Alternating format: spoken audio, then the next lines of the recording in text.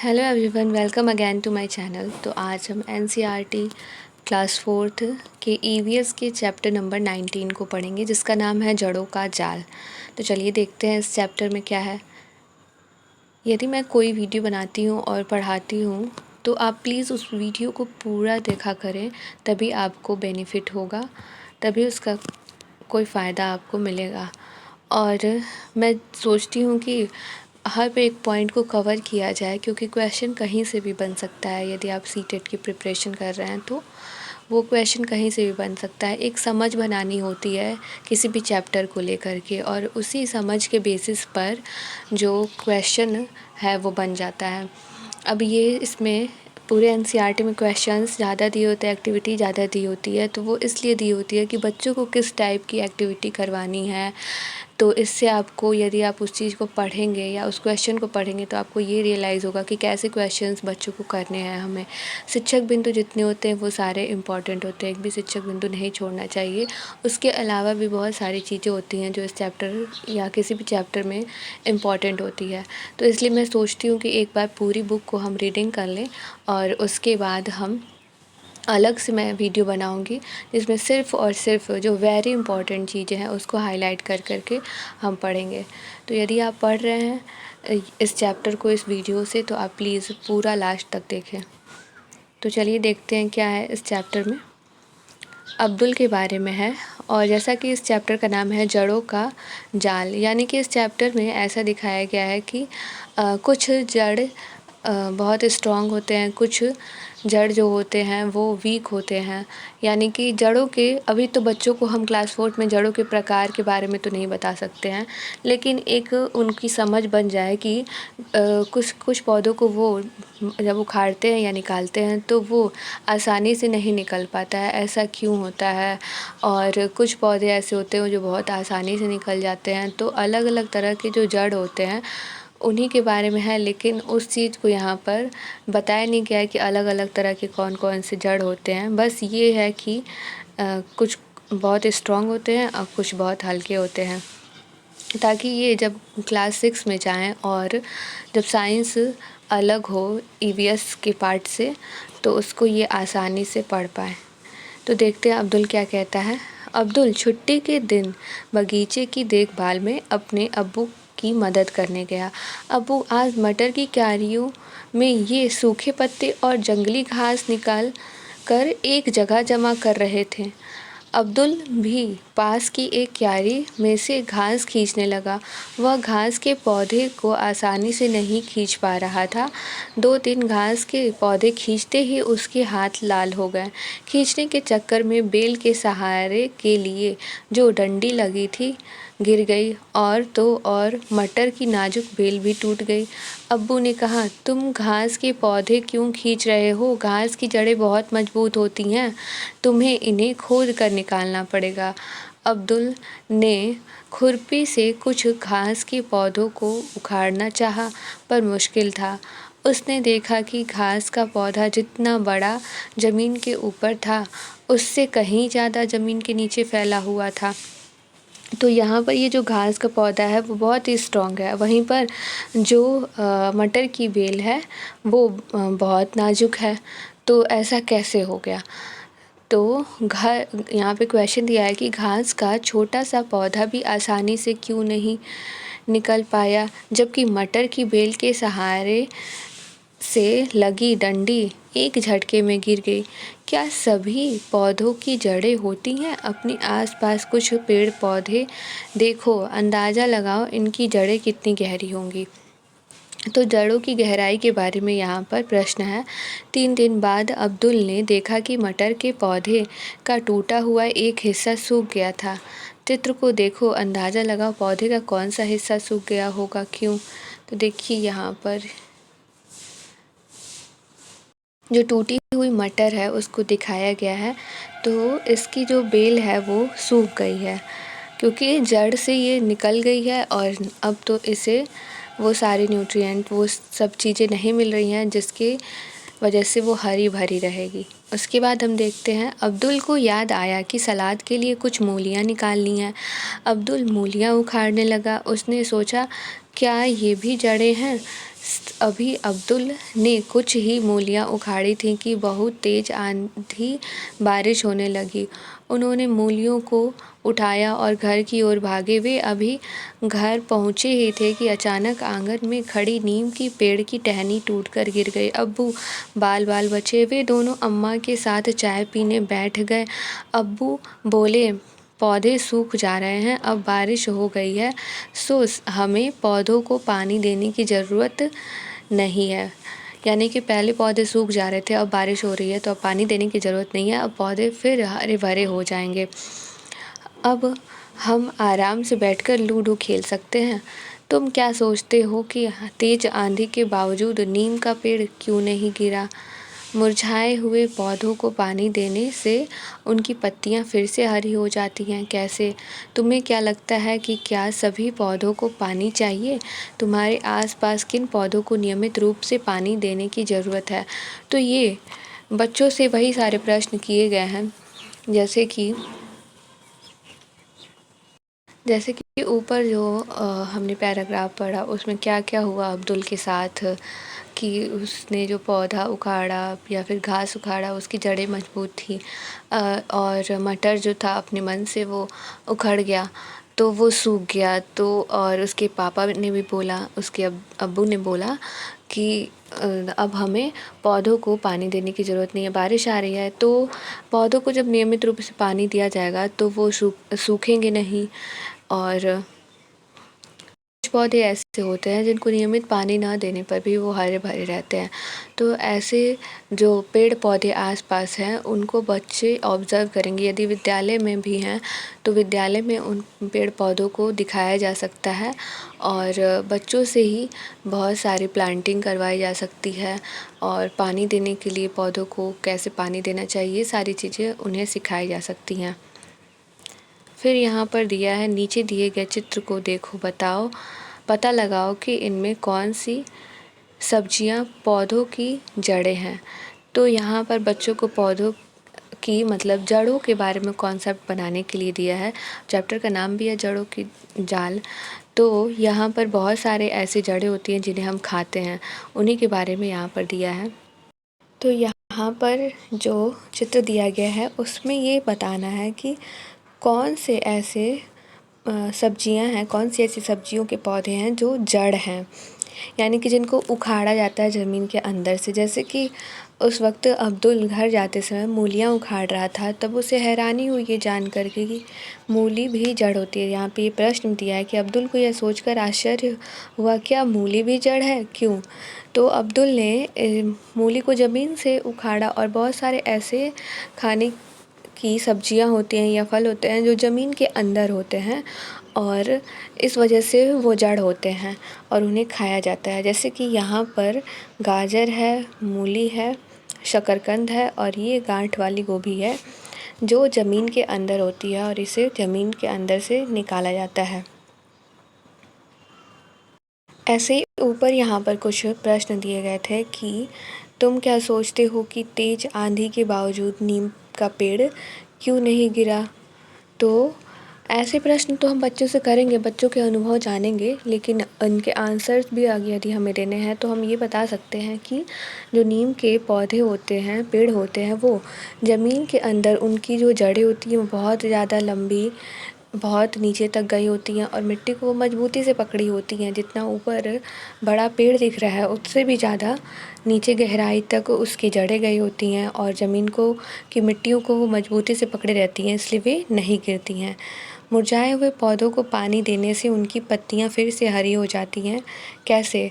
तो मुरझाए हुए पौधों को यदि हम पानी देते हैं तो पत्तियां जो है वो जड़ों के सहारे, मिट्टी में ही पानी देते हैं हम, और जो जड़ों के सहारे पानी जाता है और वो पत्तियों तक पहुंच जाता है, फिर पत्तियां हरी भरी हो जाती हैं। तुम्हें क्या लगता है, क्या सभी पौधों को पानी चाहिए? ज़्यादातर पौधों को पानी चाहिए। अब फूल वाले पौधे हैं उन्हें नियमित पानी चाहिए और कुछ पौधे होते हैं जिन्हें हफ्ते में 1 बार 2 बार हमें पानी दे देना चाहिए, मतलब मिल जाता है तब भी वे हरे भरे होते हैं। जैसे मनी प्लांट है और एलोवेरा है, ये सारे जो पौधे होते हैं वो कम पानी से भी हरे भरे रहते हैं। अब क्या है, तुम तुम्हारे आसपास किन पौधों को नियमित रूप से पानी की ज़रूरत होती है? जैसा पहले मैंने प्रश्न बताया का आंसर दिया कि जो फूल वाले पौधे होते हैं उन्हें नियमित रूप से पानी देने की ज़रूरत होती है, जिनमें फूल लगते हैं। अगर इन पौधों को पानी ना दे तो क्या होगा? ये सूख जाएंगे, मर जाएंगे। अब्दुल का ध्यान इस बात पर गया कि उसने तो कभी नीम के पेड़ को पानी नहीं दिया। उसने सोचा, नीम के पेड़ को पानी कहाँ से मिलता है? एक तो उसकी जड़ें जो है वो इतनी बड़ी हो जाती हैं कि वो धरती के बहुत नीचे तक चली जाती हैं, ज़मीन के नीचे तक। और पानी भी तो हम ज़मीन से ही निकालते हैं, तो वो अपने आप ही वहाँ से पानी लेते रहती हैं और फिर बारिश भी आता है तो वहाँ से भी उन्हें मिल जाता है। तुम्हारे आसपास कौन से पेड़ पौधे हैं जिन्हें पानी देने की ज़रूरत नहीं पड़ती है? उन्हें पानी कहाँ से मिलता है? 2 अंदाज़ लगाओ। एक तो बारिश आता है, वहाँ से पानी उन्हें मिल जाता है, और एक वो ज़मीन के अंदर से ही पानी ऑब्ज़र्व कर लेते हैं। तो ऐसे ही प्रश्न दिए गए थे ऊपर। जो कुछ भी पढ़ाया गया है उसी के आधार पर पहले हम बच्चों का अनुभव जानेंगे, उसके बाद से हम इसके जो करेक्ट आंसर्स है उस पर डिस्कस करेंगे। अब क्या है कि सवाल ही सवाल। आजकल तो अब्दुल के दिमाग में पौधे ही घूमते हैं। उनके बारे में अनेकों सवाल उठते हैं। स्कूल की दीवार से एक पौधा निकलते देखकर अब्दुल सोचने लगा, इस पौधे की जड़ें कहाँ तक जा रही होंगी? ये सारे प्रश्न अब्दुल के दिमाग में आ रहे हैं, जैसे हर एक बच्चे के दिमाग में ढेर सारे प्रश्न आते हैं। इसकी जड़ों को पानी कहाँ से मिलता होगा? तो ये जो पौधे हैं, इसकी जड़ें 2-3 इंच तक अभी गई होंगी और इनको पानी तो जो दीवार में नमी होगी वहाँ से मिल जाता होगा, क्योंकि जहाँ पर नमी होती है उसी स्थान पर ज़्यादातर ऐसे पौधे उगाते हैं। फिर क्या है, यह पौधा कितना बड़ा होगा? अगर इसे छोड़ दिया जाए ऐसे ही तो ये पौधा बहुत बड़ा हो जाएगा, एक पेड़ का रूप ले लेगा। दीवार का क्या होगा? और दीवार टूट जाएगी। सामने के चित्र में दिखाए गए पौधे को पहचानो और नाम बताओ। तो ये है पीपल का पौधा। तो ये ज़्यादातर ऐसे पौधे आपको दिख जाते होंगे दीवारों पर, ज़्यादातर पीपल का पौधा ही है जो दीवारों पर निकल आता है। इसको समय रहते ही हमें उखाड़ देना चाहिए। फिर क्या दिया? अध्यापक के लिए पौधे जड़ों द्वारा पानी कैसे लेते हैं, यह इस उम्र के बच्चों के लिए समझना कठिन है। फिर भी यह आवश्यक है कि उन्हें इस बारे में सोचने के अवसर दिए जाएं। बच्चों का चिंतन अलग अलग स्तर का होता है, यह ज़रूरी है कि उनके विचार भी सुने। तो बच्चों से हमको ये एक्सपेक्ट नहीं करना है कि वो जड़ जो है वो कैसे पानी को ले जाते हैं, जैसे जाइलम फ्लोएम, इन सारी चीज़ों के बारे में हमें कोई डिस्कस नहीं करना है और ना ही ये एक्सपेक्ट करना है कि उन्हें ये सारी चीज़ें समझ में आएंगी। बच्चों को हमें यही समझाना है कि या एक समझ बनानी है, उनके प्रश्नों के उत्तर देने हैं कि कैसे उनके पूरे ऊपर तक पत्तियों तक पानी कहाँ से चला जाता है, या फिर कुछ पौधे हैं वो कहाँ से पानी लेते हैं। जैसे यहाँ पर ये पीपल का एक पौधा दिखाया गया है, ये तो दीवार में है और बच्चे अभी तक ये जान रहे थे कि मिट्टियों से पानी आता है, तो ये दीवार में कहाँ से इसके ऊपर, और इसको कौन पानी दे रहा है? दीवार को तो पानी कोई देता नहीं होगा। तो ऐसे ऐसे कुछ प्रश्न हैं जो बच्चे के मन में उठेंगे यदि हम ये चैप्टर पढ़ाएंगे, और वो अगर आपसे क्वेश्चन करते हैं तो आप उसके आंसर्स देंगे। फिर क्या है, क्या तुमने कभी किसी दीवार की दरार से कोई पौधा उगते हुए देखा है? कहाँ पर? उसे देखकर क्या तुम्हारे मन में कोई सवाल उठा?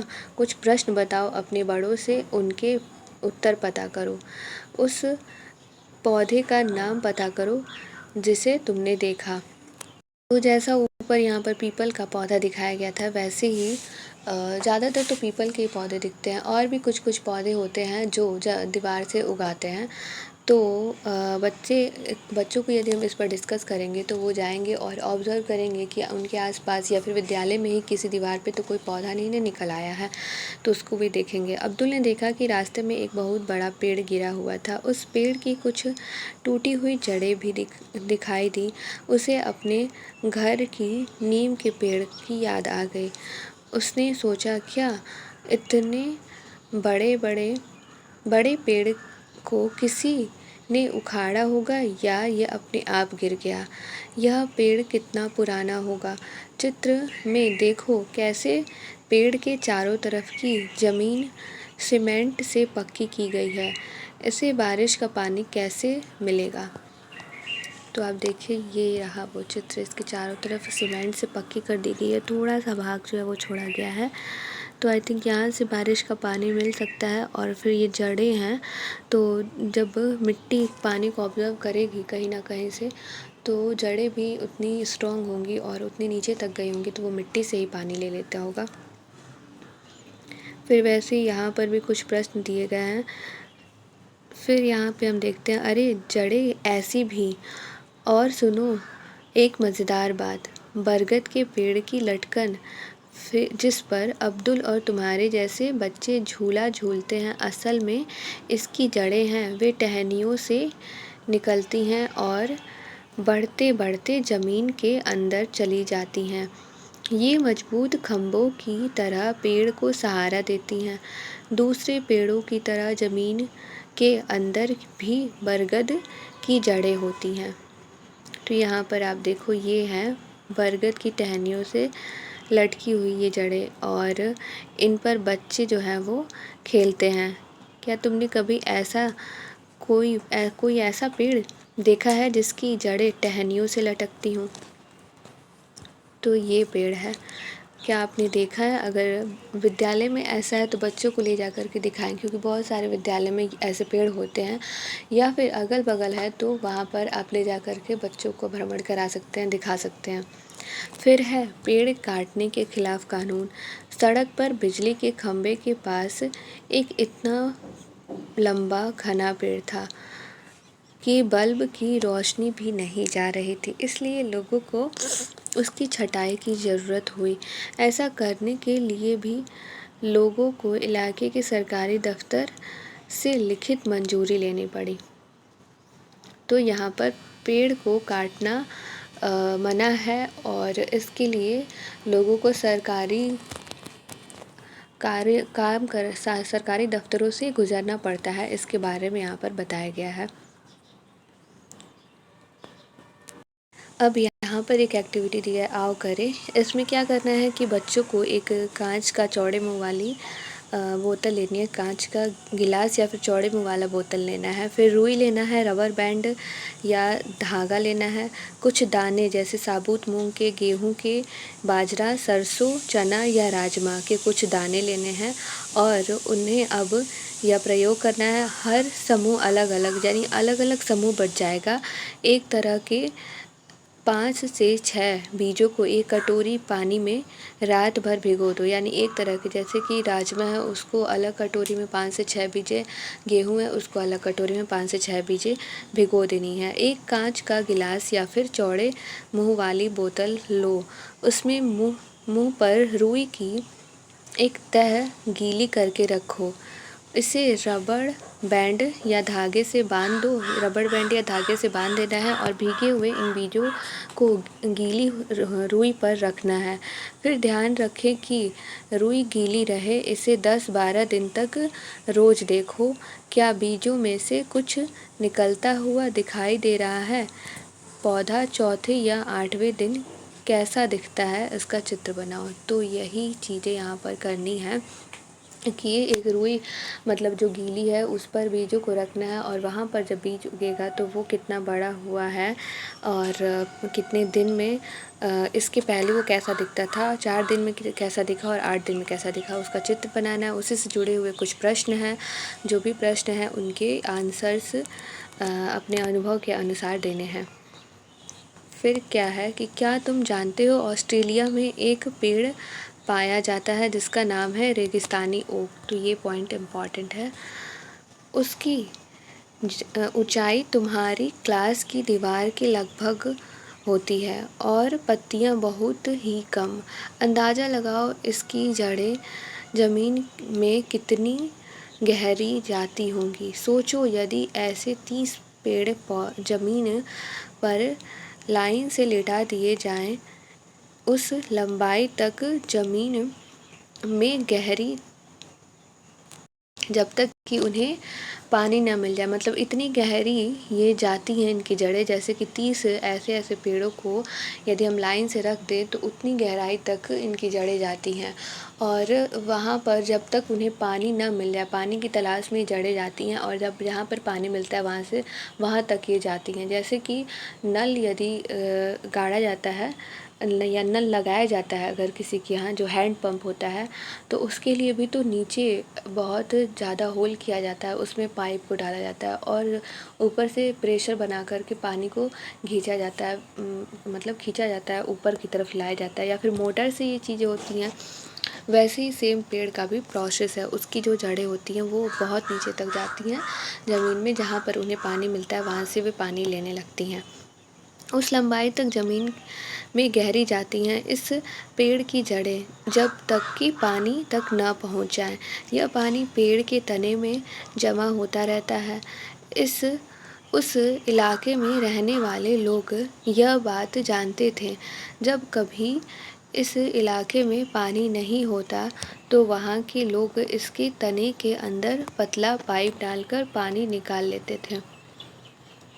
तो ऐसे ही जैसे मैंने बताया कि हैंड पंप से कैसे पानी निकाला जाता है, वैसे ही जो पेड़ होते हैं वो भी अपना पानी नीचे जाकर जड़ों के सहारे से ले लेते हैं। फिर क्या क्या बढ़ता है, यहाँ पर कुछ चीज़ें एक्टिविटी दी गई हैं जो करवानी है बच्चों से। तो बस यही था, इस चैप्टर में ज़्यादा एक्टिविटी है और ज़्यादा प्रश्न किए गए हैं। बच्चों को ये चैप्टर एक्टिविटी और प्रश्नों के साथ और डिस्कशन के साथ पढ़ाया जाएगा तो ज़्यादा बेहतर उन्हें समझ में आएगा। अब शिक्षकों के लिए क्या दिया है, अध्यापक के लिए है कि बच्चों को स्कूल अथवा अपने इलाके में विश्व पर्यावरण दिवस पर पौधे लगाने के लिए प्रेरित करें। पौधे के लगाने के बाद उसकी देखभाल भी करने को कहें, यानी कि बच्चों से प्लांटिंग करवाने के लिए कहा गया है पर्यावरण दिवस के मौके पर, जिससे उन्हें पौधों से जुड़े बहुत सारे उस दिन वो चर्चा भी की जा सकती है और उनकी देखभाल करने के लिए उन्हें जागरूक भी किया सकता है। बस यही था इस चैप्टर में। अगर आपको ये एक्सप्लेनेशन अच्छा लगा हो तो आप वीडियो को लाइक कर सकते हैं, फ्रेंड्स के साथ शेयर कर सकते हैं और हमसे जुड़े रहने के लिए चैनल को सब्सक्राइब कर सकते हैं। Thank you.